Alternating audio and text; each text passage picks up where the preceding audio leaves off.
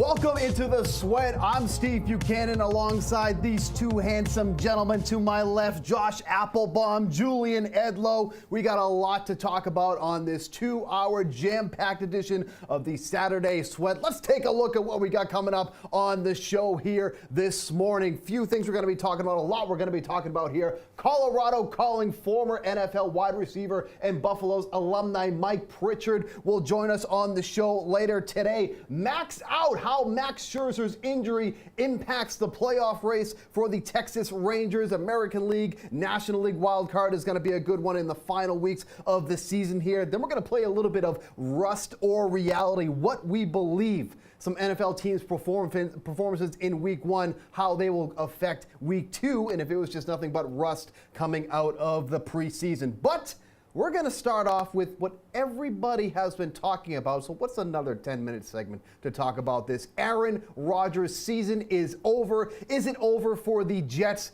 These two gentlemen next to me here, we're going to talk about that here on the show. So we have a lot of things that we're going to hit on here. Obviously, with Rodgers going down with that injury, major implication, not just for the Jets in week one, but for the futures too as well. Let's take a look at some of the numbers and how they drastically changed with that injury news coming out. So for the Jets to make the playoffs, they were minus 130 prior to Rodgers getting hurt. Now it's at 215.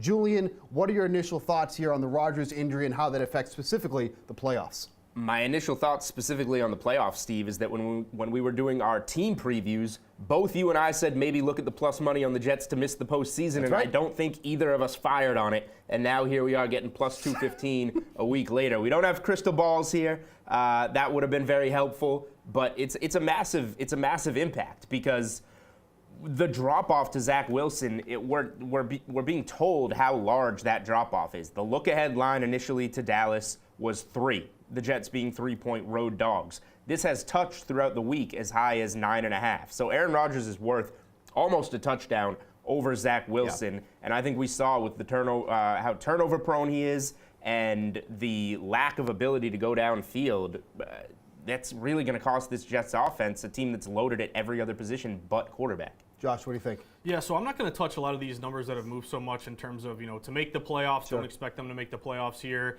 To win the AFC, so that's not going to happen either. I'm going to kind of focus on the Jets in a different direction. I think this is a trickle-down effect here, and I think the biggest beneficiary is close to us, our hometown team, the New England Patriots, because if you look at the Patriots and their win total, remember, it opened at 7.5. A lot of smart money hit that under. It got down to 6.5. But now with this Aaron Rodgers injury, I think a lot of Patriots fans were like, hey, if we can split with the Jets, if Rodgers is playing, that's fine, that's good, we'll take that. But now with no Rodgers, now you're going up against Zach Wilson. I think Belichick's defense is feasting on that. I think the play right now, Steve, is to take the Patriots over 6.5 win total. It's juiced up minus 140. Belichick obviously has a lot of history and hatred for the Jets, so you know he's going to get up for these games. Also, I'd target the Jets just in general to some unders. They have a great defense, not very good on offense here. Maybe if you look at the prop market, will Wilson throw a pick? Take a yes or an over half pick there. But to me, I think the play right now is to take the Patriots over 6.5 wins. Yeah, as someone who's took an alternate win total of under 5.5 wins for the Patriots, not feeling too great about that right now. Jets to win the AFC East. This was one of the biggest movers on this one here. They were second in the odds, I believe, trailing only the Bills at the time. It was at plus 270 before the injury. Now it's at plus 600. But I think what's kind of interesting here for me is that the Dolphins look so good in week one. I think that's going to be a team to be reckoned with here. So then when you think of that all together, this really kind of throws a wrench in all that, because is it going to be the Bills or the Dolphins now, where it was going to be, is it going to be the Bills or the Jets at this point? Josh, what do you feel about this one? So we've seen massive movement here when it comes to this prop, because if you look at the futures market earlier, this was the Bills expected to run away with this division. Right. Obviously, they didn't play well in the opener. I think that's also a test case in that opening game to not automatically hammer a team just because a guy gets hurt. Obviously, you saw once Aaron Rodgers got hurt, the betting market, you go on Twitter, everyone's hammer the Bills here. Josh Allen obviously threw the ball, intercepted 3 times, did not play very well. I'm worried about their running game. I feel like when you put too much on Josh Allen, you don't have a running game, your offensive line isn't great. Yeah, you have a decent defense, but to me, this is a spot here to win this division, the Miami Dolphins. I don't love buying into the hype, Steve. Oftentimes when you get a team that just gets a ton of love, sometimes they become overvalued. But the odds right now on DraftKings to win the AFC East, Dolphins are plus 135. Bills are plus 145. They're kind of right there neck and neck. But I think the Dolphins with this offense, McDaniel year 2, I'll take the Miami Dolphins to the AFC East. I don't know if I can necessarily go that way yet. It's too big of a move off of week 1 in my mind. And the Dolphins very well could be the better team, but what if Miami loses on Sunday Night Football to the Patriots? The Bills are most likely going to win at home as 8.5 point favorites over the Raiders. This is a bounce back spot they have to get. No Jacoby Myers for Vegas. So this could swing the other way in 1 week, just like we're talking about it after week 1, with this being so much different than the odds were a week earlier. This could be completely different once again after week 2. So I'm not willing to get invested in the division yet. I think it's going to swing back and forth. I will stay on your win total, Josh. I had really no take on the Patriots before the season. It was just kind of a wait and see. I do think these become 2 very winnable games. You go on the look-ahead line, the Pats are -2 week 3 in New York. Tells you they'll be favored, obviously, by much more when that game comes to Foxborough.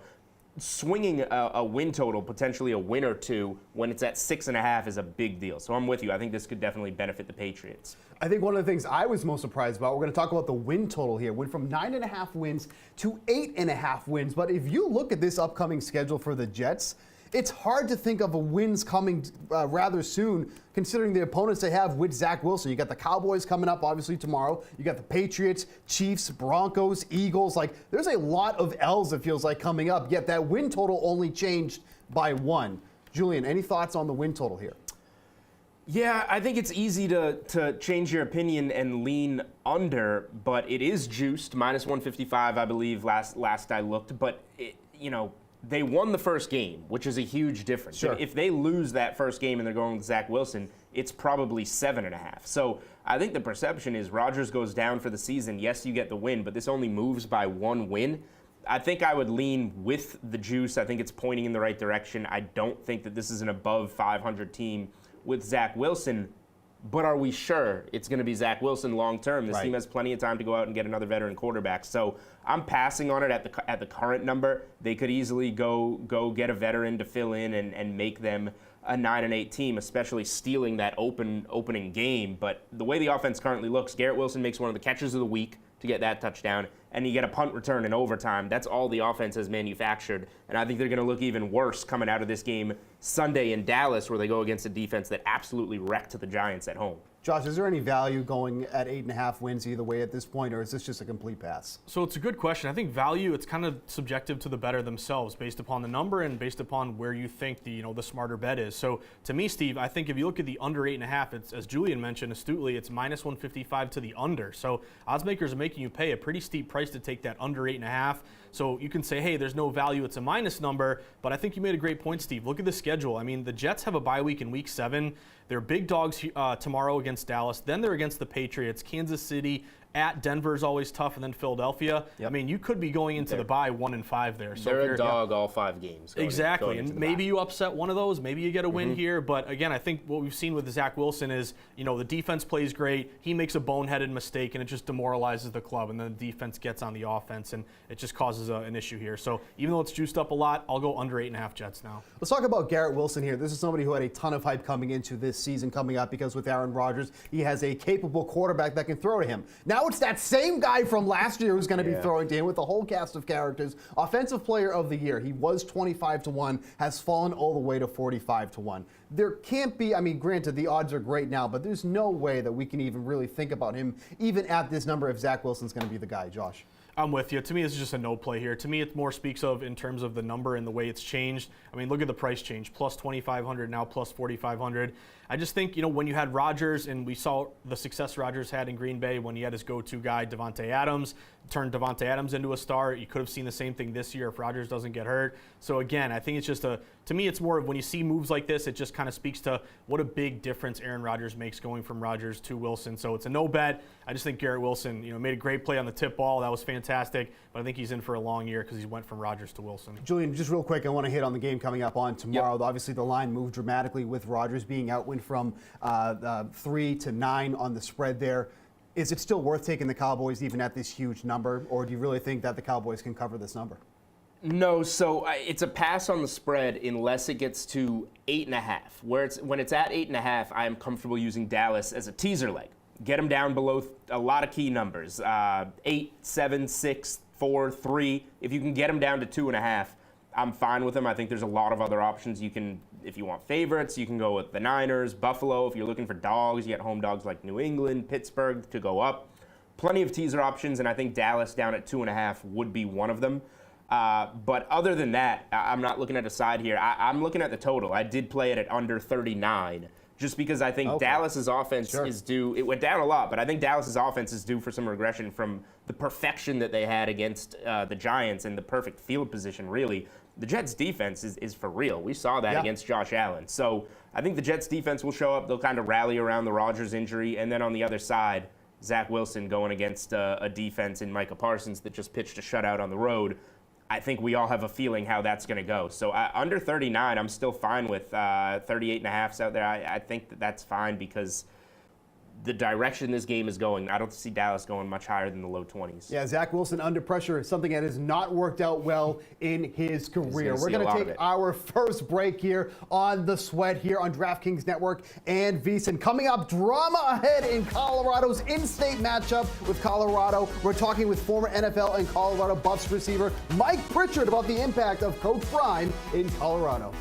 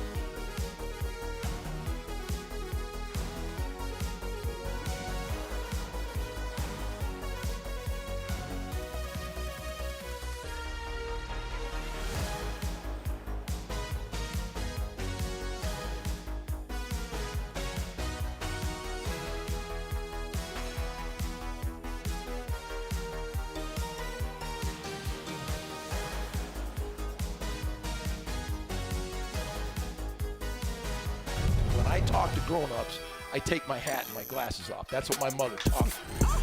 What about me would make you think that I care about your opinion of me? That's just how I feel about it. Let's give him some. These are the shades. I'm gonna give you these. I just want to see how y'all look here. You look good. This side look good. On my mama, on my hood.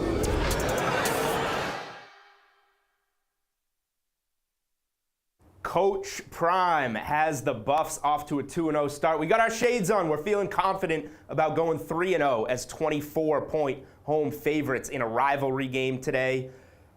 Everybody's talking Colorado now, and we got Emerson Latzia doing that with Mike Pritchard from VSiN, who also just so happens to be a former Colorado Buff.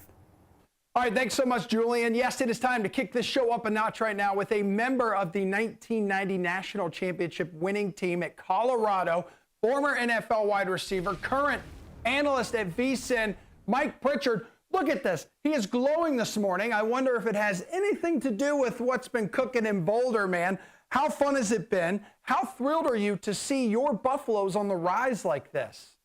I mean, Emerson, it's incredible. The rise is one thing, but the amount of attention that we're getting and receiving is another. And it points to one person, Coach Prime, Deion Sanders. I mean, the profile that he's created for CU and our football program, and certainly our university, is unmatched right now. We have a new generation of Buff fans that are excited about the Colorado Buffaloes, and I couldn't be more happy for everybody. I mean, how has he been so successful in such a short amount of time here, Mike? It is incredible what he has done. I know that transfer portal definitely helps. Yeah, it does. And certainly the rules and using the rules to your advantage to where you could turn over the roster in year one. And if you think about it, and I told everybody this at VSiN and anybody who would listen, because everybody was like, okay, what is Coach Prime doing? He lost all these players. All these guys are quitting and all these guys are transferring out. And that's been the norm for CU for a while, right? And it didn't matter to coach. But what Coach Prime was doing was understanding that the caliber athlete that he needs and the caliber athlete that he needs to coach or wants to coach is not at Colorado right now. So he has to make room for that. And he was able to do that, and I think people underestimated the caliber of athlete that Coach Prime could attract. What he's creating is that spotlight and that familiarity with these athletes, because you have NIL. You do have the fact that your profile can be created for the next level. You have scouts during training camp and during the first two games of the year at Colorado. I remember when I was playing, we didn't get scouts until towards the end of the year. But Colorado is a destination for any top player because of one guy, because of Coach Prime, because he knows how to do it. He knows how to win at the highest level, and he knows how to succeed at the highest level. And I mean, when I mean succeed, I mean business-wise, acumen that way, but then also creating a profile and creating that brand that can follow you along throughout your career. What about where you have Hunter and Sanders in your Heisman Trophy conversation on the Heisman board right now? It's up there. I mean, Caleb Williams is incredible. I saw him in person in the Pac-12 championship last year out here in Vegas. He's a poised quarterback. It's unfortunate he got hurt. But if he can stay healthy, I mean, this guy is incredible. But I like that matchup with Shedeur and Caleb coming up in a number of weeks. Even Shedeur, Sanders, and Bo Nix is going to be interesting. But Travis Hunter, he's just a different beast. Yeah. I mean, I have not seen a two-way player like that since, I don't know, Deion Sanders. Yeah. Right? Well, like Woodson. I've heard people mention Woodson in there. Yeah, this guy, he's bigger and taller than Woodson, but Woodson certainly was incredible. But I played with Deion Sanders, obviously, like you mentioned, in Atlanta, and he was a Hall of Fame cornerback, certainly the best corner to ever play a game. But he could have been a Hall of Fame receiver if he wanted to. He was that good, and he always lobbied to try to play on the offensive side of the ball too. So he understands the makeup of Travis Hunter, and he's a mentor to that. And as long as Travis can stay in tip-top shape, which I think he will, the sky's the limit for this guy. I mean, he's certainly one of those exciting players or exciting situations in terms of winning the Heisman Trophy. Yeah, they're going to be going off in that Rocky Mountain Showdown. I totally expect that today. And I think you went 3-0 against Colorado State in your playing days. I don't think you lost a game to them. No. A little dicey. My sophomore year, I had to win. I scored the winning touchdown, believe it or not. Yeah, you did. On the road. Put that on your LinkedIn page, baby. Yeah. But what's crazy about this game is it means so much to those kids from in-state, from Colorado. And a lot of those kids that, Colorado State, they go up there and they want to go to CU, but they couldn't. And so it's like little brother, that nagging little brother. But hopefully the fellas, I'm talking about CU right now, understands the dynamic of little brother trying to beat big brother. And we come out and show up. Certainly the spread is too large for my taste right now. Makes me a little nervous, but I think CU will get it together. They're too good, and they have a lot of momentum on their side right now. Yeah, we've mentioned already how you played with Dion with the Falcons. You suited up for the Broncos and Seahawks as well in your NFL days. So let's talk some of your bread and butter right now. Who has your attention more, Calvin Ridley or Tyreek Hill? Tyreek Hill is incredible. I played with Joey Galloway up in Seattle, and I thought that was the fastest cat I've ever seen. A legitimate 4.2. And I never thought Michael Haynes, too, could run in Atlanta, number 81 back in the day. But what Tyreek Hill is doing, I don't know how you cover him. Right. You can't cover him with a safety over the top. He'll run away from any press coverage at the line of scrimmage. And then Tua, he's so in tune with them. Like his anticipation of Tyreek Hill is off the charts right now in terms of the break points or in terms of when he has to throw the football. It's a great combination. It's a deadly combination. But I do like Calvin Ridley. I've always respected his game. And so unfortunate that he missed a year. But no, he's coming back with a vengeance. But Tyreek Hill right now, he's just off the charts with that speed right now. It was 686 days since Calvin Ridley scored an NFL touchdown. So that gap, that stretch, that drought, it is over, Mike. Yeah. And, good luck to the Patriots defense covering Tua tomorrow night on Sunday Night Football, too, by the way. Not Tua, but also Tyreek as well. Yeah. And because this league isn't all sunshine and rainbows here, Mike, big headline right now is journalist Jim Trotter filing a retaliation lawsuit against the NFL, part of it accusing Cowboys owner Jerry Jones and also Bills owner Terry Pegula of making discriminatory and racist comments when asked about player protests in the league and also the league's diversity efforts. So what has been your reaction to this lawsuit? Jim Trotter, first of all, is a highly respected journalist. And I think we have to keep this in context that he is a journalist. And the last 2 years, he's kind of ruffled some feathers over there in the National Football League, in particular Roger Goodell, and directing some questions about diversity in the workplace, certainly in the National Football League. And certainly change needs to happen, right? Yeah. But the lawsuit, I think it's with merit. I don't know if Jim Trotter would just have a frivolous lawsuit here in terms of trying to get attention. And I've heard that, I've read that. He is a Hall of Fame voter.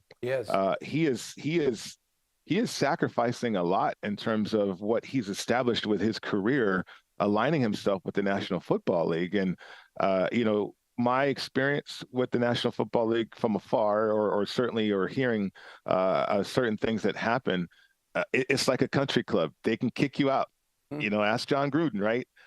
They can kick you out, and then certainly, you lose certain credentials, you lose certain access, and you lose your ability to be effective at your job.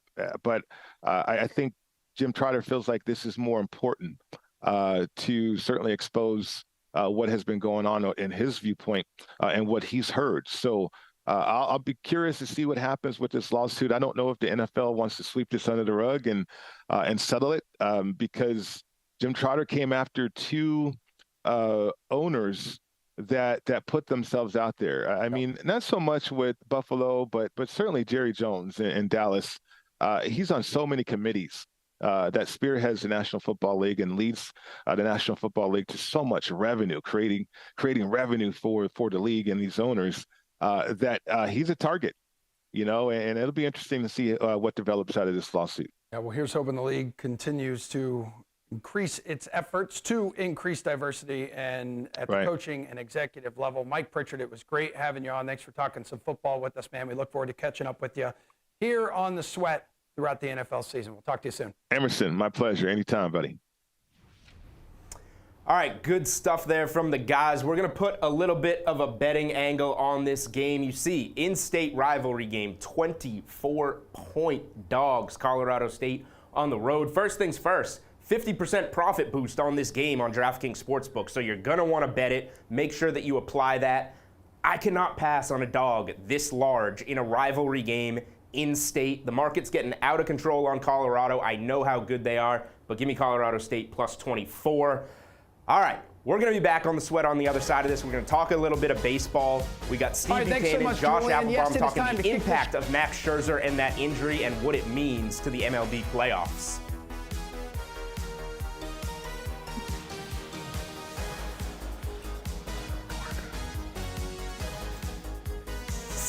Cool. Shut up.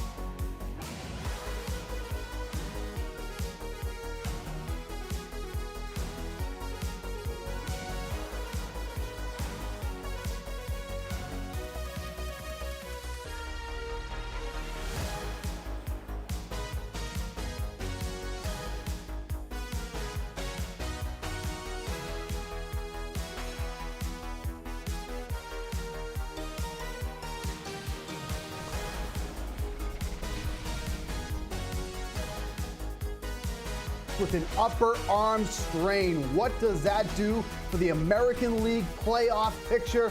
We are going to discuss that and more as we return here on The Sweat. huge implications coming down in the final 2 weeks of the season here. It is going to be an absolute doozy in the American League, in the National League. We're going to talk about that here right now. I'm Steve Buchanan alongside Josh Applebaum. We're going to talk a little American League and National League playoff picture, what's going on in the world of baseball right now. We're going to start off with those Texas Rangers on if they're going to make the playoffs or not. On DraftKings Sportsbook right now, the yes for the Rangers to make the playoffs is at -600, while the no is currently at +475. Do we think the Rangers are going to make it? Josh, any thoughts on the Rangers here, who just snapped off a 6-win streak, lost last night, but in a good position to put themselves into a playoff spot? Yeah, Steve, they got rolled last night 12-0 against the Guardians, but I still think in the short term they're going to be okay. Long term, definitely not as bullish with this injury to Max Scherzer. Let's just look at that number that you threw out there, -600 on the yes to make the postseason. If you convert that to an implied probability, that's 86%. So that's a pretty steep price here. Obviously, I don't think there's too much value to bet it, but I think it just goes to show that they're expecting, the odds makers are the Rangers to make the postseason. They're only a half game back of the Astros in the AL West. They currently hold the number 2 wild card spot. And also what's really important, Steve, is they're going to play Seattle twice down the stretch. That's huge. Both these teams are battling for wild card positioning, battling in that division as well. And Texas has had the number of Seattle. They're 5-1 head-to-head against the Mariners. What I would look toward is other numbers here in terms of miss the postseason. Like right now, Mariners are -275, yes. Astros are -1,600, yes. Rangers are -600, yes. The one team we're not mentioning is the Blue Jays. They're right on the cusp here, but they're -115 both sides. They play all American League East divisional opponents down the stretch. I would bet Blue Jays to miss the postseason at -115. Yeah, I have a pretty crap answer here. I honestly do not know if the Rangers are going to make this or not. Like you mentioned, they're going to see Seattle a lot. They have 7 games left against the Seattle Mariners. That is your playoff picture before the playoffs even start here. The Rangers have been fine offensively. They're averaging 5.5 runs per game. The offense hasn't been the problem. It's been more of the pitching rotation. That's why that loss of Scherzer has been so huge here. 5.88 ERA, 5.83 FIP in the month of September right now. It has just been a massive thing for the Rangers that they don't have that pitching, and I wonder if really that's what's going to knock them out there. But truly, that series or those 2 series against Seattle, that's going to be the difference maker there. Let's talk about some games here tonight. We got a huge series in the American League East. Rays at Orioles. The Orioles have basically had control of the AL East for the better half of the last month or so. The Rays are now tied in first place with the Orioles. Orioles have now lost 4 games in a row, while the Rays have won 3 games in a row to kind of vault them back into that first place tie with the Orioles. Now, the key thing here is, Josh, Baltimore does own the tiebreaker against the Rays. That's going to be the most important thing. So if they do end up in a tie in the American League East, the Orioles do own that there. Should Baltimore, though, fall into the wild card, that would change things drastically for them. They would be the 4th seed there. They lose that first round bye. Then they end up playing the Rangers as the 5th seed. That's what the Rangers be if they make it, if the playoffs were to end today. So a lot riding on that series there. I know you do like a play in this game specifically, though, for tonight. Yeah, I'm going to keep riding Tampa Bay here, Steve. I think, going into this series, obviously Baltimore was in a pretty good position. Tampa Bay kind of under the radar a little bit. Tampa Bay loses Wander Franco. You had to kind of offset that, losing a great position player at shortstop. But you got to give, Cash, the manager, a ton of credit here. It doesn't matter who these guys are. You don't know their names. You never do, but they continue to play great ball. This is kind of a gambler's fallacy play here, Steve, because you look at Tampa Bay. They won the first 2 games this series. You can look at a couple angles with Baltimore, some plus money at home, divisional dog. I get all that. But I think the obvious thing is, hey, Baltimore's a good team. There's no way they can lose again today. But I think as sports bettors, you never want to bet based on, that gambler's fallacy, thinking it just has to go the other way or one team is due. Look at the betting market here. That, to me, that's the great equalizer. You open Tampa Bay tonight around -115. They've been, ticking up around -120. I really like Tyler Glasnow. Glasnow's been great, Steve, ever since he came back. Remember, he K'd 14 against the Red Sox a couple weeks ago. Looked fantastic. He's 9-5 with a 3.15 ERA. And also look at the total. The line's moving to Tampa a little bit, and the total open at like 8. It's down to 7.5 at some shops. I always like it when a line's moving toward a favorite and toward the under. That's some correlative betting value with fewer amount of expected runs scored, more likely to come from that favorite. So you give me Tampa red hot. Baltimore's not playing great right now. I'll take Tampa around -120 tonight. Let's switch over to the National League race. If you thought the AL wild card was a good one, you haven't even looked at the National League yet. We got all these teams trying and vying for a wild card spot right now, but we want to focus on that Cubs and Diamondbacks game, that whole series that's been going on over the past couple of days. The Cubs seem like they're trying to play themselves out of a playoff spot at this point. They've lost 3 in a row coming into today, 4-6 over their last 10 games, and now they're only 1.5 games up over the Diamondbacks and Reds. And then you got 2 teams that are still kind of hanging in there as well. The Marlins are still hanging around. The Giants, for as bad as their offense has been, they're only a game out of a wild card spot at this point. These teams have been able to take advantage of the slide that the Chicago Cubs have been on as of late. Tonight's game against the Cubs and Diamondbacks, really kind of a toss-up here pitching matchup-wise. You got Kyle Hendricks going for the Cubs, Zach Davies going for the Diamondbacks. Zach Davies has really been struggling all throughout the year. Kyle Hendricks has been better on the road than he has been at home, so there's one factor for tonight. But Josh, I know you like the under in this game specifically for tonight. Yeah, Steve, I'm going to take a shot on the under 9 here. To me, this is just a straight-up data-driven play because if you look at kind of the market here, this game opened with a total of 9. It was, relatively small juice to the under, minus 115-ish. Now you're seeing this juice to the under 9, minus 120. So reading juice, I think it's important, Steve. It's not just, I think a lot of bettors focus on, this is this extra price I have to pay, the tax, the commission. That's all true. The odds makers, that's the price you have to pay in order to place a bet. But also, to me, to the advantage of a sports bettor is it lets you know which way the wind is blowing and which way the line might move next. So with this 9 really juiced up, 9 under minus 120, tells me it might be getting down to 8.5. Obviously, a 5-4 game, 6-3 game, you want to push that and not lose that bet. Currently, you're getting only 40% of bets, but almost 60% of money on the under. Yep. And also, when you get late in the season, Steve, these games are so meaningful. I think you play them a little tighter, more 3-2 games, lower scoring matchups here. So I'll take under 9 in this big showdown in the desert tonight. I want to talk about the Cy Young Award, and that might have wrapped up last night. And with the unfortunate thing that Justin Steele got touched pretty hard by the Diamondbacks, which led to that other loss by the Cubs. So coming into last night, Steele was actually getting a lot of Cy Young love at this point. MLB.com had an article up talking about that Steele was actually getting some of the first place votes over Snell, but that was published before last night. Now you look at the Cy Young odds on DraftKings Sportsbook. Snell is an overwhelming favorite at this point, minus 550 on DraftKings Sportsbook, while Justin Steele falls to 4-1, where he was 2-1 prior to that matchup there. Padres now have the easiest remaining schedule of all the teams in Major League Baseball. So you look at some of the teams they're going to be playing: Giants, A's, Rockies, White Sox, and Cardinals. So Snell should probably make at least 2 more starts in this one, but this looks like it's wrapped up at this point. Josh, do you think that Snell has this, or is there still value on maybe Justin Steele having a bounce back and then kind of closing that gap a little bit? So I like the price on Steele, but obviously he took a big hit, giving up 6 runs in his last start. Yeah. That really, I think, knocked him out of this race. It's really only a 2-pitcher race at this point. Here's the other thing as a sports bettor. We think it's going to be Snell, but yet, is that price too high for you? I think that's a choice you need to make as a bettor. Laying minus 550, I'm a bet to risk versus bet to win bettor, Steve. That means I'll be risking a unit on every play I make. You're getting such a small return on such a big price that is the juice worth the squeeze? Probably not here. But if you do look at the numbers, we have seen movement here towards Snell. He was minus 350 just a couple days ago. Now he's up to minus 550. 14-9, 2.43 ERA. Steele's numbers are great too, but if you look at the Ks, the strikeouts, 217 for Snell, only 164 for Steele. So Steele's been great for the Cubs all year. It just kind of stinks if you're holding a ticket on him to win the Cy Young, because that last start, I think, really kind of put him behind the 8 ball. Seems like every time the Angels are in the news, it's for the wrong reasons. We just got word last night, Shohei Ohtani, donezo. At least that's what it looks like. Cleared out his locker last night. We haven't seen him now for almost 2 weeks after straining his oblique during batting practice. Looks like it is curtains, not only on the season for Ohtani, but most likely for his career as an Angel. So here's what we want to talk about here. The MVP is basically Ohtani's to lose at this point.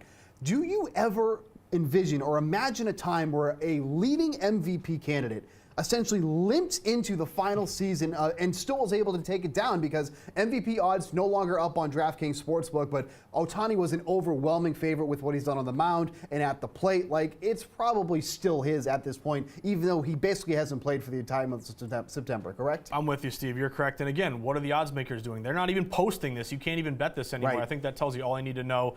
I would just say one thing: don't clean out your locker. Be a professional. Be with the team. Support your teammates until the end of the year. Ohtani, where's he going to go next, Steve? That's the big offseason question. Don't be professional. That franchise is the worst thing to happen in Major League Baseball. Get out of there and forget all about it. Very, very quickly, favorite MLB play for tonight? Toronto Blue Jays, Bassett over Sale, lines moving to Toronto. If you can get the Jays minus 130, that's my best bet tonight. Royals money line through the first 5 innings against the Astros tonight. You're getting that at plus 105 for the Royals. Cole Reagans has been absolutely phenomenal for that team. I think they keep it rolling through the first 5 innings here tonight against the Houston Astros. Okay, another segment down here on the Sweat. What do we have coming up? Well, the Eagles rode DeAndre Swift to victory over the Vikings on Thursday night. We're recapping the win as well as checking in with former Minnesota tight end Kyle Rudolph when we come back here on The Sweat.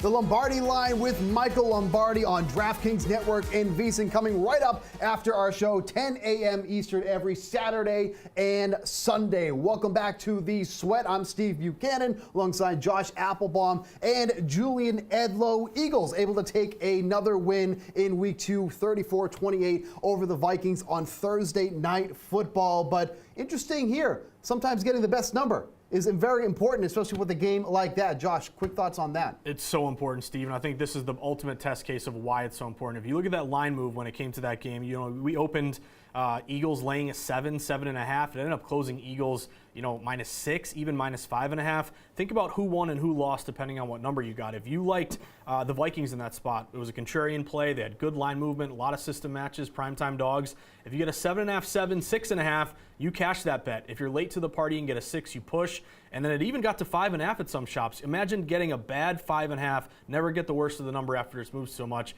Plus 5.5, you lose by 6 there. That's just absolutely brutal. But again, pay attention to juice, pick off numbers early. I think that's, if you lose that bet and got a 5.5, I don't think you should ever make that mistake again, but always get the best of the number. That is so important. Saw it again in prime time. Julian, obviously Vikings going 0-2 here, not a great spot to be in if they're going to make the playoffs here. Any thoughts about that game overall, or even just the Vikings' chances of making the playoffs at this point? Yeah, I have thoughts on both of these teams really coming out of that game. Minnesota now 0-2, and they've lost 2 one-score games. This 13-win team from a year ago that was immaculate in one-score games, it is now flipped. This is how football works. This is how the NFL works. So it just kind of is all evening out over the course of not one season, but now multiple seasons with Minnesota. That makes sense to me, but let's see where they can go moving forward. They're still in a winnable division, but obviously the tide has turned when it comes to the luck in those one-score games. Now, with Philly, they're sitting 2-0, but they have a couple narrow wins. They've looked a little shaky. They've gotten a little dinged up in the secondary. I think we're going to learn a lot about Philly going forward because they're, the Super Bowl runner-up. They were so good last season, so dominant last season, and now they're 2-0 that the perception is, just same old Eagles. They do not look as good to me as they did last season, and I think that's going to start to catch up. Maybe we'll be looking at some spots moving forward where we can play teams plus the points against Philly. Josh, that Vikings offense, is that going to be enough to get them back, not even just to 500, but potentially make the playoffs down the road? I think if you're playing DFS, you love this offense. Kirk Cousins, if you look at his numbers, are actually really good in that game. Jefferson's fantastic. I'm also not a big proponent of, I totally get the rule, you fumble in the end zone touchback. Can we change that rule? I hate that. I can't stand that. That's a whole total aside here. But their defense is questionable, even though Brian Flores, hopefully is in a little bit of an advantage or kind of a better from last year. But I just look at Minnesota in terms of next week. They're at home against the Chargers. They're going to have a huge rest advantage in this one, and they're currently getting 2 at home. You're going to get, I think, the best effort out of Minnesota. There's also a system play here where if you go down 0-2 and you fail to cover both games, I think you cover it at around a 60% clip in your third game here. So I'm looking at Minnesota +2 next week, but I'm not too confident in this team making the playoffs. What Julian said, everything went your way last year. Regression is a negative for the Vikings this season. All right, speaking of the Vikings, we caught up with Kyle Rudolph, former tight end from the Vikings. He joined Gojo and Golick just earlier this week. And we're excited to welcome in former NFL tight end, 12 great years between the Minnesota Vikings, the New York Giants, and the Tampa Bay Buccaneers, former Walter Payton Man of the Year nominee, Pro Bowler, and former roommate and teammate Kyle Rudolph to the show right now as he makes the transition. Rudy, from the career I always knew you wanted in the NFL, ever since I've known you, that was the goal and dream, to now a media hack like the rest of us, man. How's it feel? It feels great. I had my first opportunity to do the radio thing this weekend on Sunday night as that incredible Sunday night football game was playing out. So thankfully I wasn't in that booth. I was able to talk about the 14 other games that happened that day. And it was a ton of fun for me. I feel like this really wasn't something I ever considered throughout the course of my playing days.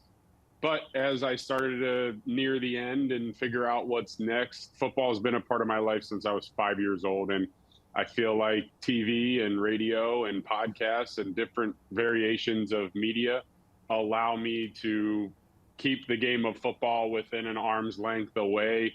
It allows me to, people always think being in the media is an easy way to remain around the game. I don't think that's necessarily true. There's still a lot of work that goes into it. but it allows me to have that work done on my time and allows me to make my own schedule and still be around the kids and Jordan a lot. So it's been great so far. One show down. And many to go. So Kyle, talk about, there's always that part of leaving what you do. And you just mentioned you've been playing football since you're 5 years old, all the way to 12 years in the NFL. And as I've always said, people retire for different reasons. Injury. For me, nobody called, so the league retired me. You could have got, my son-in-law, Ben Broniker, could have kept playing but wanted to start going to med school. You could have kept playing if you wanted to. Why did you decide to say, okay, that's enough? For me, the decision impacted more people than just myself. I talked about one of the things that I love about being in the media now is it allows me to spend more time around my kids, at home with my family. We were in Minnesota for 10 years, and of those 10 years, 5 was just Jordan and I, 5 were with kids. But we were in one place for so long. A lot of guys in the league, new team every year, new city, they're moving all over the place. We never experienced that. And then went to New York for a year, went to Tampa for a year. And ultimately this year, had I kept playing, was going to be our 4th team in 4 years, thus moving my children again to another new city. And ultimately for me, it really wasn't worth it, especially because, last year I waited. And ultimately I felt like I picked the best situation possible coming to Tampa to play with Tom Brady and a team that had a ton of talent. They had won a Super Bowl 2 years prior, made a playoff run the year before. I was like, this is incredible. I can't ask for anything better. And it stunk. Like, it was a terrible situation. We underachieved greatly as a team. I didn't get to do the things that I thought I was going to get to do personally as a player. So it really created this perspective for me this offseason as I was starting to look at a few teams in free agency. And ultimately, I thought to myself, like, what keeps that from happening again? Is it worth the risk? Is it worth the chance for me to try to play one more year to move my family again and pull my kids out of a school so they can go to now their 6th school in 3 years? And ultimately, I just decided that that wasn't the case. And then ultimately, it was what's next. Getting involved in media, being more present in the company Altru that I started to raise money for charity.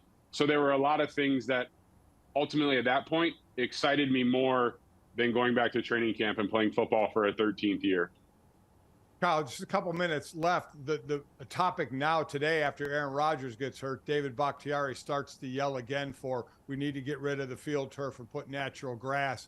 You've been playing on these fields for 12 years. What do you think about that?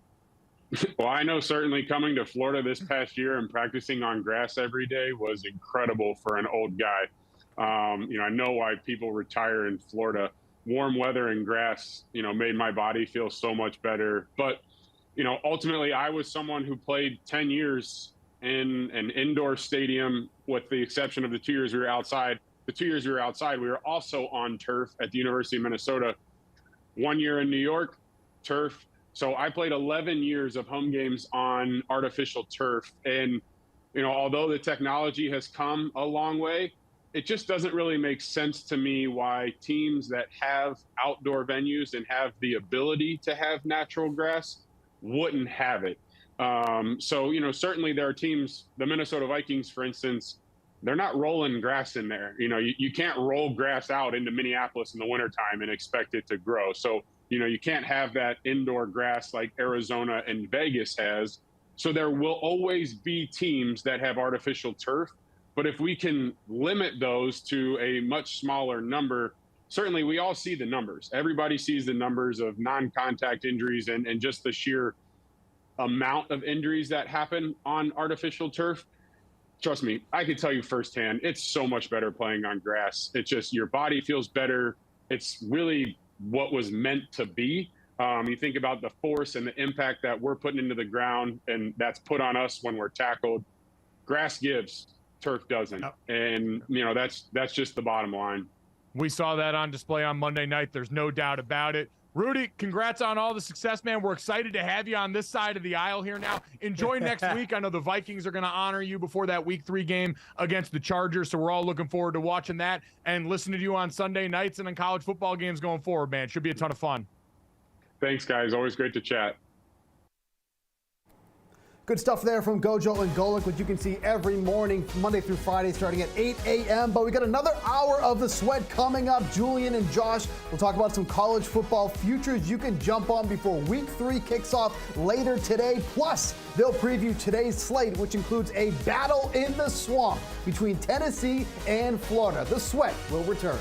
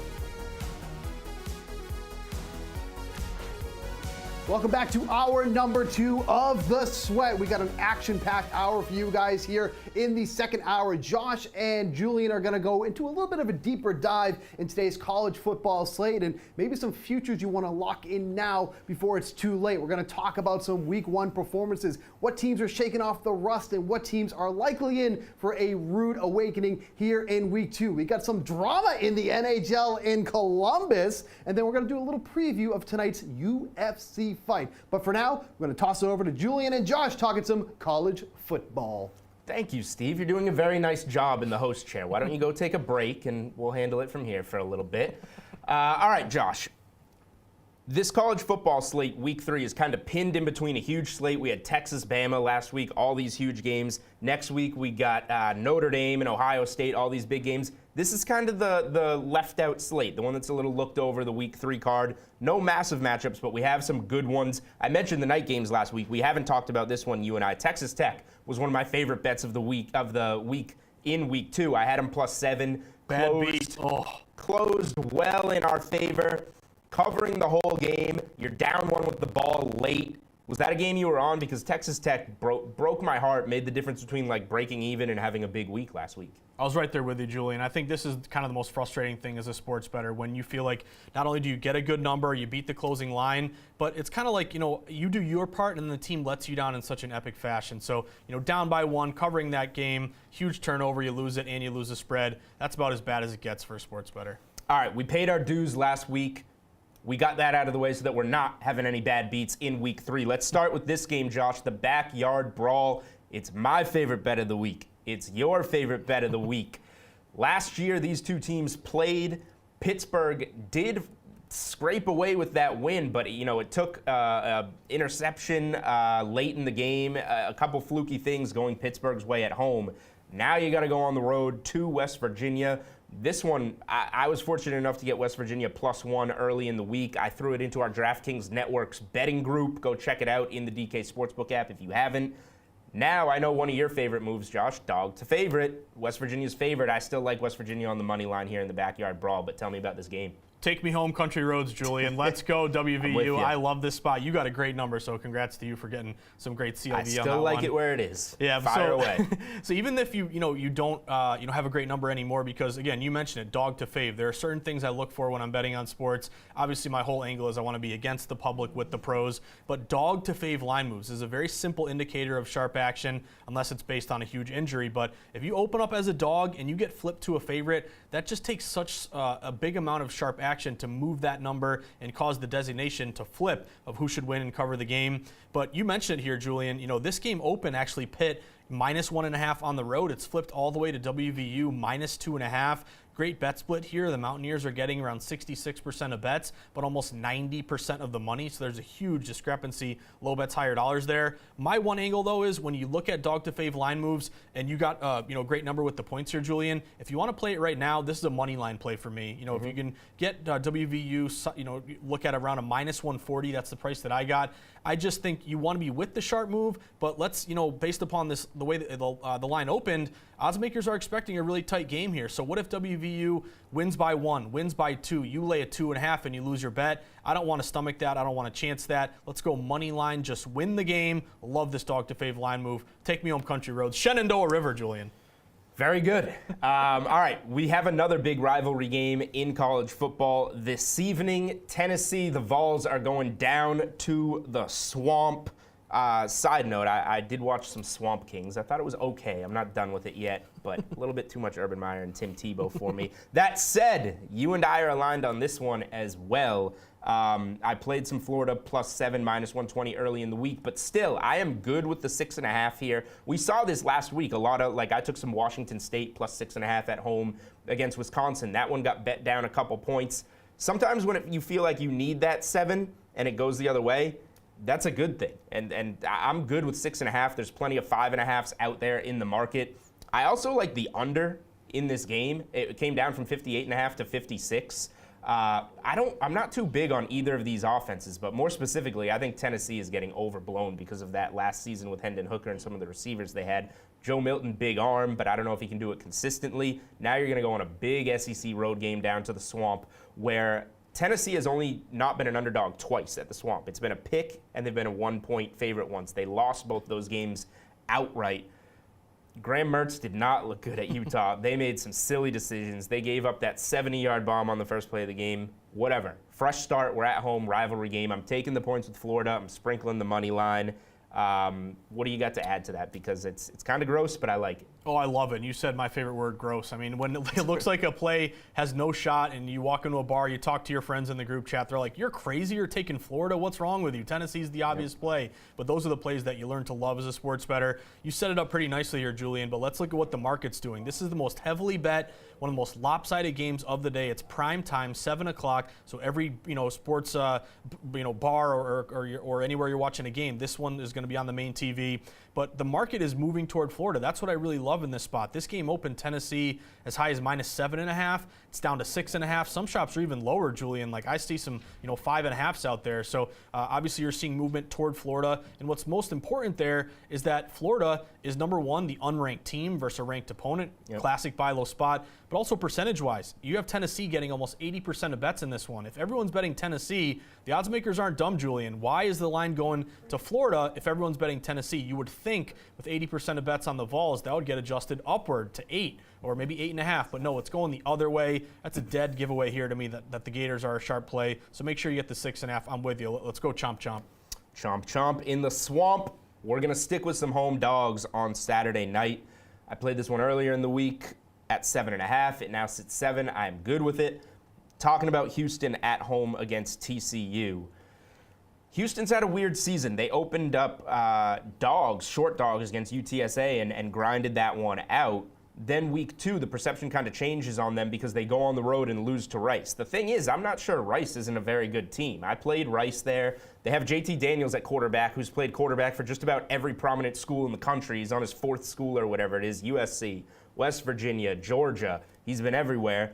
That's a pretty good team. Now you return home, and the main part of my handicap here is that I don't think TCU is very good. I know they play Colorado tight in week 1 as like 3 touchdown home favorites, but I think the market is still a little high on Colorado, and we're just waiting for that to kind of come back. They've had this insane rise in everyone's power rankings and how these numbers are coming out.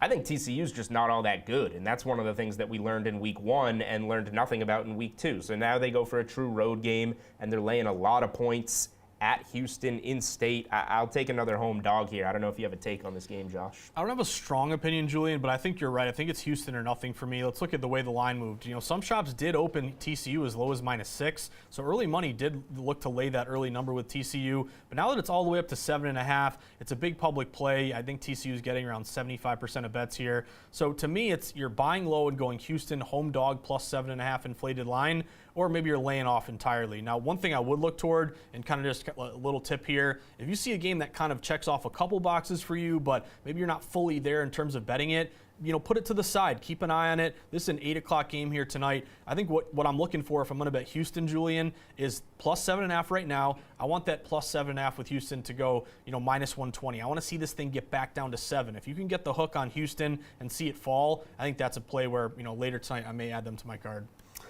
All right, those are the major games. Let's do kind of some quick hits here. Here's a game that I don't have as much of a take on. Minnesota at UNC. This one's weird. We've seen it on both sides of 7. It currently sits 7 flat. I think UNC is the much better team, and I would lean towards them. If you're building a 2-leg moneyline parlay, I would think UNC would be one that could get through for you. But why is this still here? Like you're mentioning all the splits. We got 80% of the money in the bets on UNC laying the points. Money line wise, 7% of the tickets right now on DraftKings are Minnesota for 34% of the money. We got some big bets on Minnesota money line. I don't know what you're thinking here, Josh. It's going to be a pass for me, but I'm kind of surprised. I think UNC is the much better team. Minnesota hasn't looked good at all. I'm totally with you. It feels like this is an easy play here for UNC, but it just scares me a little bit. You mentioned the bet splits, 80% here. It's a huge public play toward North Carolina. It's been sitting -7, -110 for quite a while now at this point. So again, wait for the next move. Do we start to see it creep up? Does it come back down? This is either a don't play it, or maybe you go Minnesota just because it makes no sense and they're contrarian and the line hasn't moved. Yeah. But again, I don't really have too much on this game. It's a pass right now for me. LSU is a team that I have a lot of futures tickets on a lot of different ways. Not ideal when you drop your week 1 game. Maybe no shame in doing it to now number 3 overall FSU, but that hurt. They are big road favorites today. I think Mississippi State is the side or pass, but I know you're a little bit more passionate on this one. I do like Mississippi State here in this one, Julian. You know, in this spot, number one, you've seen a lot of public money here on LSU across the market, upwards of 70% of the bets.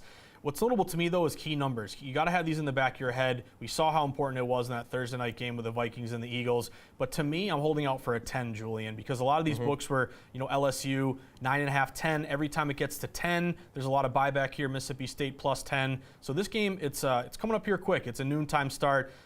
I do see a couple books juiced up like it may get up to 9.5. And you and I were talking about this game earlier. I don't love buying points. I think, once bettors learn that they can buy points, sometimes you go crazy with it. You just feel like, oh, I like this bet, I'll always buy another half point. But I think in the long run, it doesn't make as big a difference as you think, but it does. The exception would be around key numbers. So if you have a book that's like, Mississippi State plus 9.5 at even money, you can buy them up to plus 10 at minus 120. I don't hate that. I just think the key number of Mississippi State, contrarian at home, unranked versus ranked, I'm looking to get a 10 there on Mississippi State. All right, real quick, anything on these East Coast totals? The BC game against FSU totals down like 10 points. Rutgers and Virginia Tech, UConn and FIU. I don't really have much on any of these games. If anything, I would lay it with UConn. I think it's kind of short, and that's gone way the other way. But anything weather-wise for you? Just a ton of wind. The Hurricanes wreaking havoc here. A lot of these totals have fallen. Either play the low total now or lay off and maybe buy low, go over. All right, coming up on the other side of the break, we are not done talking college football at the desk. Josh and I are going to dive into some of our favorite futures that are still on the board at DraftKings Sportsbook that maybe you should pay attention to before some of these games kick off this afternoon.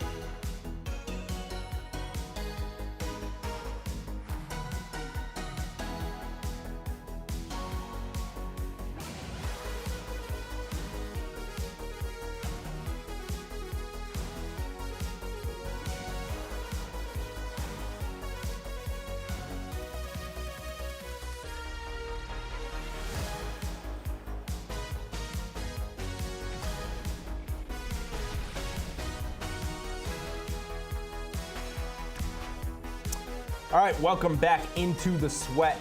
Julian Edlow here alongside Josh Applebaum. You see the numbers on the board to win the college football playoff.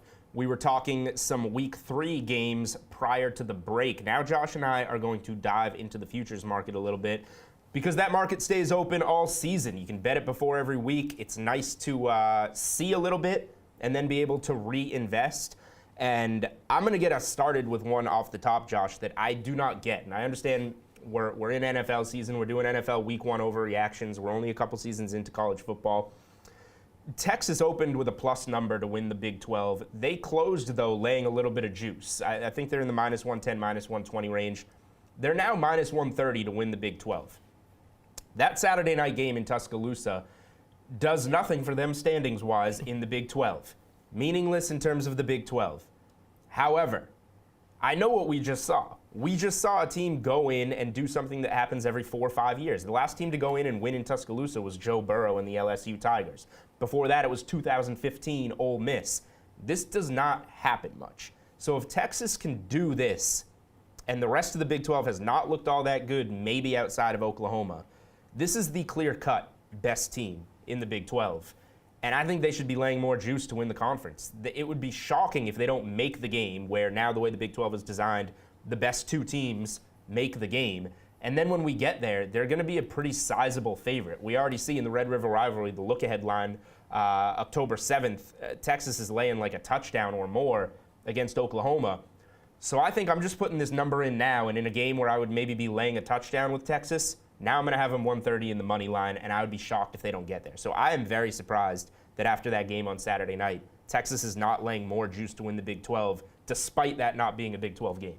Yeah, I really like your play here, Julian. Minus 130 to me seems like a cheap price. You mentioned it's pretty much a 2-team race here. And I would also look toward, today's line. They're getting hammered once again, the Longhorns are. They opened minus 28 against Wyoming. They're up to minus 30 now, so they're laying a big number at this point. I think you bring up a bunch of good points here. I think the confidence, imagine at this Texas program, the confidence that they've gained now going into Alabama, winning that game outright. I mean, that to me is something that can galvanize your season. Obviously, you want to play great every time you go out on the field, but just that confidence, the momentum from that big win, I think could propel them through much of the season.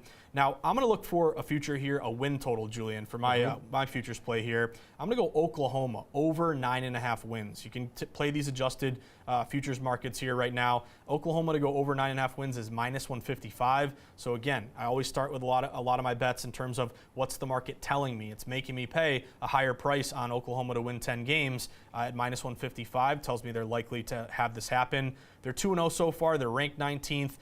Coach quarterback Venables is in year 2 now with some experience. And Dylan Gabriel, remember the lefty from, UCF, Yep. Julian? I think that's a kind of a veteran QB that can hopefully guide this ship. It's kind of a down conference here. But also, if you're betting these win totals, look at the schedule. Look how it's going to play out here. They're only going to play one more ranked team the rest of the season. That's going to be Texas on that Red River rivalry game, October 7th.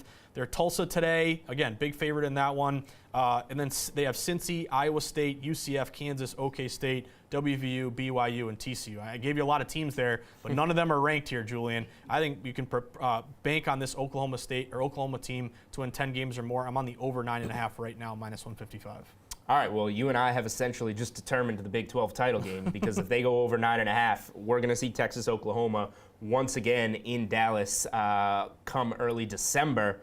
I'm going to talk college football playoff, I guess, for a minute on a team, Ohio State. They're currently minus 250 to miss the playoff. I wish I had just bet it before the season at a much better price. I'm not going to lay the 250 now, but I'm just using this market to kind of highlight that Ohio State has not looked good.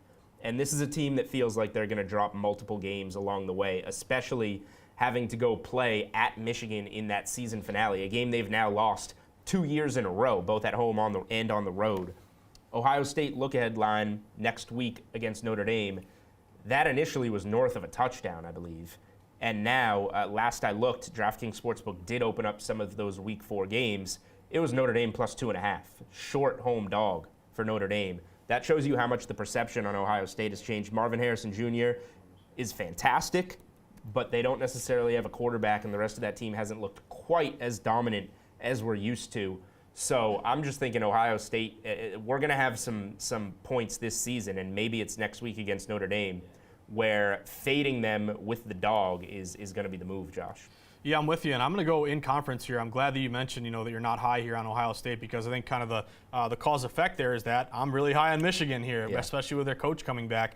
Another adjusted win total opportunity. I've just put in Michigan over 10.5 wins. Again, just like the one I mentioned before, Oklahoma, that's over 10.5. Oklahoma's 9.5, but this is 10.5 over. Same juice price, -155. You're going to have to pay a big number here to take this over. So again, the odds makers are making you pay a high price for a reason. They're 2-0 so far. They're ranked second in the country. They're a huge favorite today against Bowling Green, laying like 40 points in this one. But again, not only is Ohio State maybe down a little bit this year, which opens up the door for Michigan, but also getting Harbaugh back. You saw a lot of these players, they wear like T-shirts that said "Free Harbaugh" or something. Yep. You can tell that they want their coach back. That could be a rallying cry for them. We got, even though he committed some sanctions here, they're kind of saying, hey, we're getting screwed. The world's against us. Another galvanizing opportunity, a rallying cry for this team. And then again, they're only playing 2 ranked opponents the rest of the year: Penn State, Ohio State. If they take care of business against the rest of their schedule, the teams they should beat, Bowling Green, Rutgers, Nebraska, Minnesota, Purdue, Maryland. You have a lot of teams here that you should beat up on. So I'll take that over 10.5, -155. I think when Harbaugh gets back, you're going to see this team play even better. I'm with you there, Josh. I don't know if they're even, maybe they'll slip up once during the regular season and you give yourself wiggle room for that. I don't know if it'll happen twice.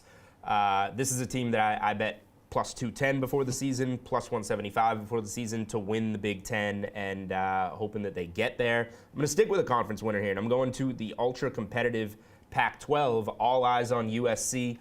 Colorado's getting all the attention, and that number is shrinking and shrinking. Oregon drops 80-plus points in the season opener. They're getting a lot of hype. The team I like is Washington. And you see them there on the board. They're the second favorite, actually, plus 320. They're ahead of Oregon. That's not consensus at all. I love this offense. I love what I've seen from them so far. I think that they can compete with a USC. And I think that the defense is better than a USC. I'm very much looking forward to, at the end of the month, betting a very high over in a USC-Colorado game, because I don't believe at all in that USC defense. So I think Washington might be, although they give something up on defense, the most well-rounded team. I'm very interested to see what they look like in that Oregon game. But I think we can get some good prices in the Pac-12 for 2 reasons. Number one, it's super competitive, so there's going to be good numbers on everyone, because there's no layup here, like we just talked about, teams that you're going to be laying juice to win the conference. And number two, Colorado is getting so hot and moving up the board so quick that they're eating up some of that value. And when they eat up some of that value, that gives better prices on everyone else. So it's Washington to me. I love Michael Penix Jr. and that offense and those receivers, and I'm going to take a flyer on them to be playing that Friday night game out in Vegas and hopefully come through. Yeah, I might tell you on that one. I like that one as well, Julian. And you bring up another name here, Shedeur Sanders, Deion Sanders' son, star quarterback here. I'm going to go to the Heisman market, Julian, because Sanders has seen a ton of movement. I mean, he's now down to plus 1,800, plus 2,000, something like that. But I'm not going to go Sanders. I think, the love for Sanders, it's warranted, it's real. But there's one guy who continues to see his odds improve, and that's Caleb Williams here. So I think if you can get Caleb Williams around plus 400, that's a bet I think it's worth making. He's open at like plus 500. He's down to 400. I kind of like the fact that you're not hearing a lot about Caleb Williams, but his numbers are fantastic. He's already thrown 12 touchdowns, no interceptions. He's out in the Pac-12. He should feast on all of his opponents all year long. So I kind of like the fact that everyone's focusing on Colorado and Sanders. Again, deservedly so. But again, who's really the odds-on favorite here, and has been and continues to see their odds get actually worse if you're betting it, but better in terms of more likely to happen? It's Caleb Williams. So if you can get a plus 400, I'm going to put that in right now with Caleb Williams. Yeah, again, just like Colorado in the Pac-12 odds, having Sanders and also the kid that's playing both ways, Travis Hunter, on there, they're eating up odds and creating better numbers on everyone else. So Caleb Williams at 4-1, not bad. I kind of like all those 3 guys in the plus 900 range. Quinn Ewers has a chance. Jordan Travis is going to have a chance. Michael Penix is going to have a chance. I don't mind any of those guys. And if Notre Dame beats Ohio State, that Sam Hartman number might cut in half. Everybody loves voting for a Notre Dame Heisman winner. So I agree with you. Stay away from the Colorado guys, and we'll figure out the rest. I will say quickly, I'm going to jump around and look ahead here, because we see Sanders and Bo Nix right next to each other on those Heisman odds, and we have an Oregon-Colorado game that is on the board at DraftKings Sportsbook at 14 flat, Oregon laying 14 at home. 94% of the bets for 96% of the money, of course, are on the Buffs. I think this is finally going to be the spot where they don't look as well. But we're going to see about that in a couple weeks. We'll get around to it. How would you feel, Josh, if your boss wanted you to show him your camera roll? That's reportedly what Blue Jackets bench coach Mike Babcock has asked of his players. We will tell you guys all about it when we come back on the other side here on The Sweat.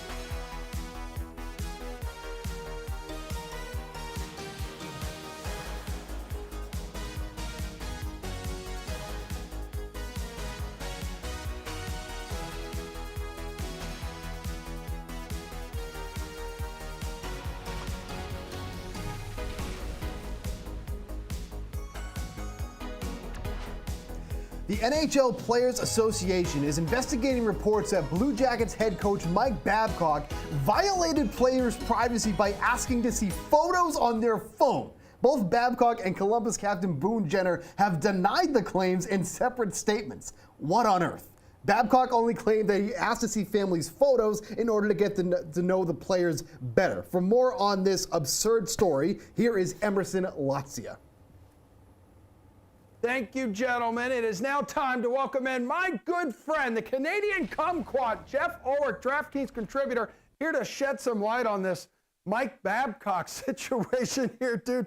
Denying claims that he has forced players to show them pictures from their phones. This guy was hired, just like a couple months ago. Jackets players, though, including Captain Boone Jenner, have also denied the allegations of invasion of privacy. Who do you believe at this time, Ulrich? I don't know, man. I had to get my, my spyglass out yesterday and really get to the bottom of this. I mean, like most things, the truth is probably somewhere in the middle.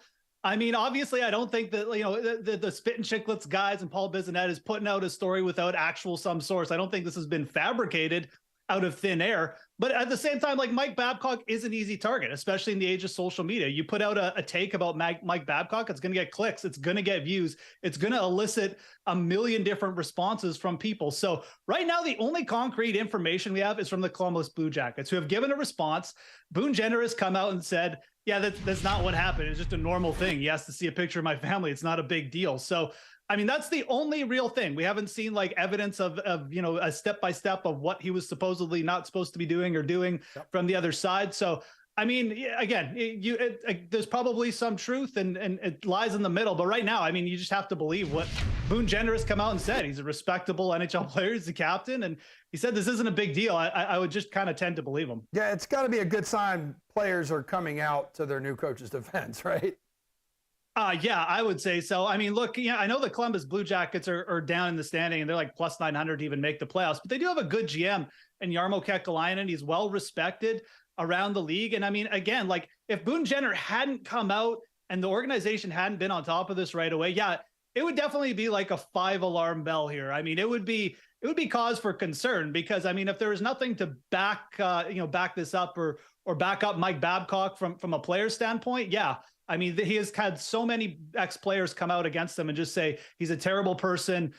His methods were absolutely ridiculous, and we have evidence of stuff he's actually done as well. For sure. So to have a player come out and defend him is huge, obviously, not just for him but for the organization, because this thing could go south quick if that didn't happen. Yeah, Babcock's been an absolute electric rod, like wherever he's gone, and we're seeing that just months on the job with Columbus. Let's talk about some things happening on the ice right now, Jeff. We're getting our first look at #1 overall pick, Chicago's Connor Bedard, skating now at this Prospect Showcase tournament going down in Minnesota. So we're seeing him skate with the team for the first time. This is exciting. And you look at the Calder Trophy odds for the NHL's Rookie of the Year on DK Sportsbook. He's obviously the favorite here. His odds -140 right now. What are your thoughts on that number? I mean, I think it's a pretty efficient number. I think if anything, with a guy like Connor Bedard, you have to realize, even the non-hockey people know who Connor Bedard is. I mean, I've had people ask me who like don't pay any attention to hockey. They don't bet hockey. They don't care. Like, Jeff, is this guy for real? Like, is he actually going to be the next Connor McDavid? So just kind of out of the blue. So you have to realize, I mean, like people want Connor Bedard to win. People are betting Connor Bedard regardless of the price. And I think that's kind of what you're seeing in the -140 number. A couple of things about Bedard. I mean, the Blackhawks are not going to be good. Yes, he's going to get the ice time, but there is a real possibility this team is just so bad that it starts to affect his statistics as well. You're looking at some centers like Adam Fantilli, especially on a team like Columbus. He's going to be playing alongside Johnny Gaudreau. I mean, a little bit more seasoned players in terms of his age as well and where he's played. Fantilli is a guy who could pop up. Devin Levi of the Sabres is another player who could pop up potentially. So yeah, I mean, I think that the odds with Bedard right now you're not getting any super value or anything. I think that he should be the favorite, but putting him at odds on at -140, I would personally try and wait to see if this come back to even money or something. All right, Jeff, we're out of time, and you're lucky because we were going to ask to see the pictures on your camera roll. Have a good rest of the day, my friend. Back to you dudes in the other studio. I mean, if somebody went through my phone right now, they'd see how indecisive I am because I have like 6 pictures of generators. So I was trying to figure out what to buy yesterday. You? I have my generator for the Storm hanging out in the garage. I mean, I don't. My phone, it's mostly screenshots of bet slips, and right. I mean, we have the same boss. He just asked for all our bets, so it'd probably get me promoted. It will be promoted. Well, you know, fights might be down in the NHL, but they're certainly not down in the UFC. That's what it's all about. Josh is going to tell us about tonight's matchups. Josh. Yeah, appreciate it, Steve. We've hit on a lot of sports today, a lot of football, hockey, some baseball talk, but there's also a big event you can bet on tonight, UFC Fight Night. We have Grasso and Shevchenko rematch here. You had Grasso win the first bout. Let's kick it to the VSiN team, the 2 best guys when it comes to breaking down UFC, Dave Ross and Reed Kuhn from VSiN on tonight's fight. I was watching on Twitter today, on X, and I saw your tweet come out about rematches. And obviously in the main event here in Las Vegas this weekend, we have a pretty tantalizing rematch with Alexa Grasso against Valentina Shevchenko. And I think the point, if I'm getting it right from the point of your tweet, was you look at the numbers that Valentina has compiled in her career, and it's why she's regarded as possibly the GOAT. But now you've hit that marker of 35 years of age. How do you quantify the data that she's compiled versus where she might be now as a fighter? Well, obviously, age is an important number to my models. It was a heavy focus in the book that I wrote. So, yeah, that is something I'm aware of. And the models do take that into account. They're looking for when people might be getting a little too high, and that's introducing risk. However, I will say her career, as impressive as it is, she has fought some of the best, including Amanda Nunes, and gone 5 rounds with her. What I see jumping off the page is that Shevchenko is very hard to hit. And that is a common element of a lot of longtime champions because they don't get that cumulative damage the way a sloppier fighter might get. And that's what we saw in the first fight. She was actually, I think, winning round to round and not getting a whole lot of damage. It was the sudden submission. I mean, it really was surprising when it happened because Grasso was losing that fight and then all of a sudden it was over. And that's what's impressive. And so obviously we're seeing the odds swing heavily the other way, not just on the opening line this time around, but even on what's going to be the closing line. Like we're still seeing some backers on Grasso push that price down. And so I actually don't know where I'm going to land. I think the logic still says Shevchenko is a logical favorite. She should be winning round to round, but is she now more vulnerable? Is she making mistakes? Are people catching up with her game, finding those holes, finding those moments?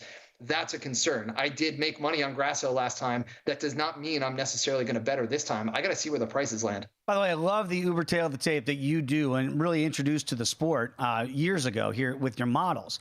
And the checks do go to Shevchenko's side with the one huge check being age, and that Grasso is 30, and as you alluded to with Shevchenko being 35. Would she have to do something differently in your eyes to regain it, or more of the same and just avoid being caught? Because once Grasso did get that opportunity, boom, she did not let that pass by. Now, that's one of those out of the cage factors that is not in the models, but I accept that it is real. You know, momentum does count. Confidence is important in this game. We just don't have a way to quantify that necessarily in the models. And here Shevchenko is getting shocked by everyone in a massive upset. That's got to hurt your confidence. And Grasso, on the other hand, she is now proving that she can do it. So maybe she fights more aggressively than last time. Maybe we see her a little bit better in the stand-up. Willing to take some shots. Shevchenko is not really a power striker. She's more of a point striker. She's very technically sound. So if Grasso is willing to be more aggressive, she might be able to close that distance a little bit more often, and that might open up opportunities. But again, like this is not something I can quantify. It's just something I do accept as a reality, and that age is an important number, and that's where I think the models are currently falling very close as to where I'm going to go on this one, and it's probably going to come down to where the prices land on Friday. Great breakdown there by the VSiN crew. I would look toward this fight. I have a lean here a little bit. I'm going to go over 4.5 rounds here, thinking that this game or this bout here might go to a decision. Remember, when you're betting these totals, you got to get through 4 rounds. You got to get halfway through the 5th round here. And what I like is that it's juiced up to the over. And typically, when you see some of these, I guess, skinny or not as heavy fighters, typically they'll go the distance here. But I'm going to look at my favorite best bet of the night here, guys. Kevin Holland against Jack Della Maddalena. Give me Maddalena here. We see a huge move on Madalena. He actually opened at around a pick'em. He's up to -135, -140. The public is all over Kevin Holland, 70% of bets, but this line's going to Madalena. I'm on Madalena here as a pretty sharp line move. But when we come back, we're getting back to the NFL. We're going to talk about rust versus reality, which teams are in trouble, which teams are okay. Myself, Julian, and Steve when we return on The Sweat.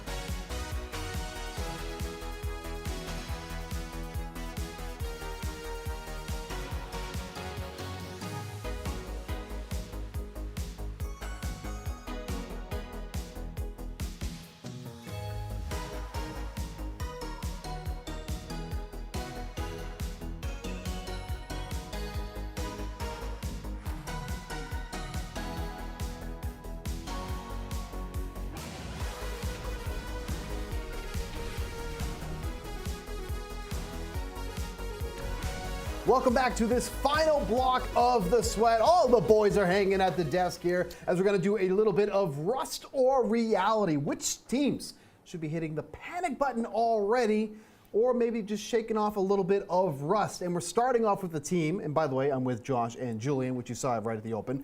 But we're starting off with a team that I think had a lot of rust to shake off, and that's the Bengals going up in that 24-3 loss against the Browns last week. This week going up against the Baltimore Ravens. I think Joe Burrow is really kind of feeling the effects of missing all of camp during the preseason there. But defensively, Baltimore does not stack up to where the Cleveland Browns were last week. They're going to be missing safety Marcus Williams, their top cornerback, and Marlon Humphreys. And if you look at how Joe Burrow was in that game, obviously the completion percentage was horrible, but his adjusted completion percentage, which really kind of measures how his rate was on target over the course of last year, was at 77.3%. Last week, barely over 60%. So I feel like that was a lot of rust on Burrow. Julian, what do you think that was there for the Bengals? Yeah, you covered it, especially with Burrow having that calf injury and not being as much of a part of camp. That's rust. And we saw the Bengals come out with rust last year. They've been slower starters during the Joe Burrow era, and then they get going, and then they're Super Bowl contenders. So out of all the teams that we're going to talk about, this might be the one that I am the least concerned about. Tough start on the road in the division, and the Burrow injury made things even worse. So I think they're going to be fine. This week would be Bengals at -3 or better or pass for me. I'm with Julian in this one, Steve. I think this is a team that you shouldn't be too worried about. The rusty, obviously, with Burrow not having much action in the preseason. This is a team that's proven to us, on the biggest stages here that they're a team to be reckoned with. You go toe-to-toe there against the Chiefs.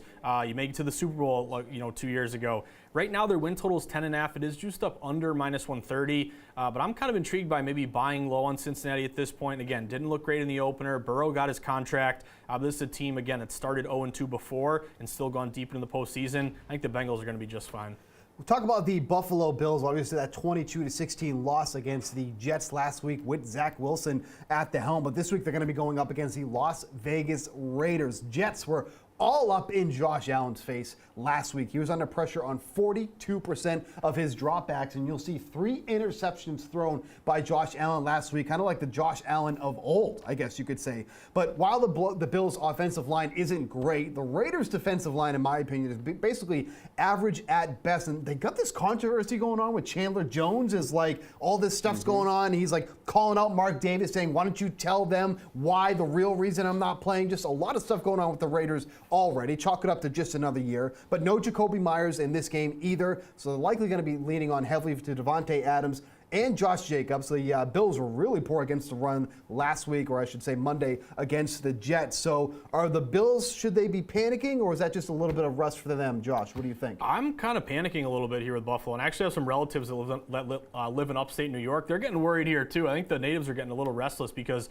Josh Allen, obviously he was struggling, took a long time to get his groove. He's a much better player now than he was when he first started. But I think this team is just too one-dimensional. They can't run the ball. They abandon the run. Their offensive line isn't very good. Josh Allen's great, but when you're expected to make every play and you feel like you have no running game whatsoever, that's when you force it. You're the gunslinger. You make throws you shouldn't make. So to me, it's a team to be a little bit concerned about. I would love for them to make a move, in the running game. I don't know if that's going to happen. Their win total is 10.5 under -130. I think the Bills could be in a little bit of trouble right now. Julian, was this a nod to the Jets defense, or did the Bills just flat out play poor altogether? Both. That's the boring answer, but it was a little bit of both. And, the thing is, the team we just talked about, the Bengals, we've seen them break through to the Super Bowl. We can put a little bit more trust in them. We haven't seen Buffalo do that. That's why I'm with Josh in terms of the long term here. A lot of mistakes from Josh Allen. Yes, tip of the cap to the Jets defense. They're fantastic. But if Josh Allen's going to keep making those decisions and responding this way to pressure, then this isn't going to be Buffalo's season to break through past Kansas City, past Cincinnati, and those types of teams. So big bounce back spot on Sunday in my mind. I think Buffalo's a great teaser leg. You got the Raiders, huge road win. Now you're on the road again without Jacoby Myers, who was huge with some of his timely receptions and catching those touchdowns. This is a spot the Bills win, respond.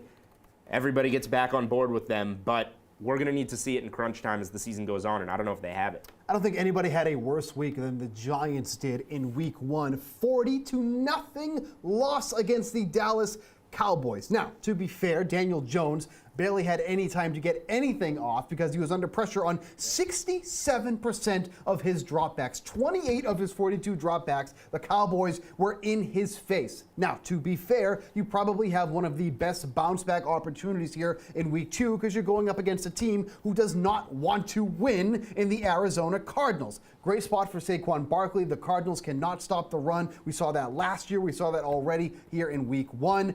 Now, I feel like it can't get any worse than it did in week 1, but the Giants... You lose 40-0 to the Cardinals. That was the week 1. And it would ruin all 0-17 bets for the Cardinals, but they can't look any worse than they did in week 1, right?